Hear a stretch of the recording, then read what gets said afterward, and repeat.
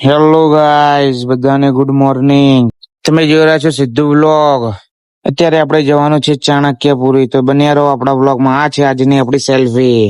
Finally મિત્રો આપણે નીકળી ગયા છે ચાણક્યપુરી જવા માટે. તમે જોઈ રહ્યા છો.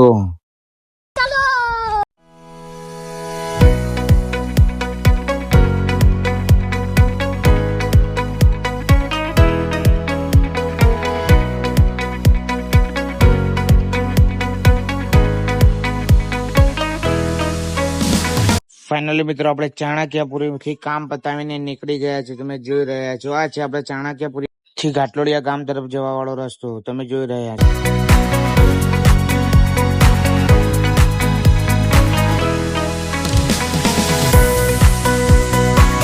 ફાઇનલી મિત્રો આપણે ડમરૂ સર્કલ પહોંચી ગયા છે. તમે જોઈ રહ્યા છો. અને ડમરૂ સર્કલ સિગ્નલ બંધ હોવાના કારણે આપણે ઉભા રહી ગયા છીએ. તમે જોઈ રહ્યા છો.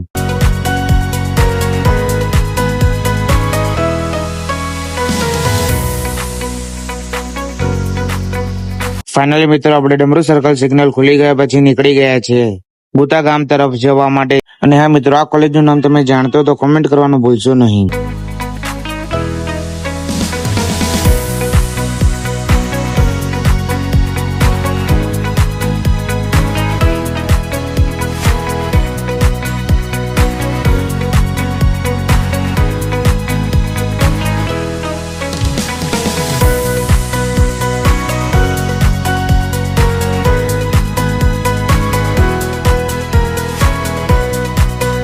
ફાઇનલી મિત્રો આપણે ત્યાંથી હરીબાની ચા પીવા માટે આવી ગયા છે. તમે જોઈ રહ્યા છો આ છે હરીબાની ચાયની દુકાન. અને આ છે ઝુંડાલથી અડાલજ તરફ જવા રોડ ઉપર આવેલી છે. તમે જોઈ રહ્યા છો. અને ફાઇનલી મિત્રો હું અને આપણો મિત્ર એવો ક્રિસ બંને ચા પી રહ્યા છે. તમે જોઈ રહ્યા છો. હરીબાની ચા પીધા પછી અમારી પાસે શું ઘટના ઘટી તમે જોઈ રહ્યા છો. આ સાપ જોયા પછી અમે સાઈડમાં ઉભા રહી ગયા છે. અને તમે જોઈ રહ્યા છો આ સાપને પૂંછડી ઉપર એમની ગાડીનું ટાયર ચડી ગયું છે. તમે જોઈ રહ્યા છો. અને ગાડી વાળો ત્યાંથી ભાગી ગયો છે. અને હું અને મારા અને ફાઇનલી મિત્રો આપણા ક્રિશભાઈએ લાકડો લઈને તેને સાપને સાઈડમાં કરવાની કોશિશ કરી તો સાપ તેમની સામે આવે છે. તમે જોઈ રહ્યા છો.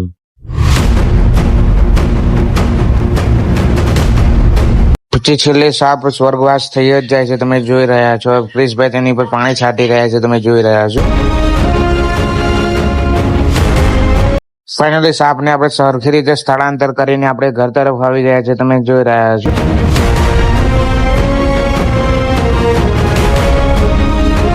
આજનો બ્લોગ અહીંયા સુધી જ. આપણે મળીએ હવે નેક્સ્ટ બ્લોગમાં. બાય.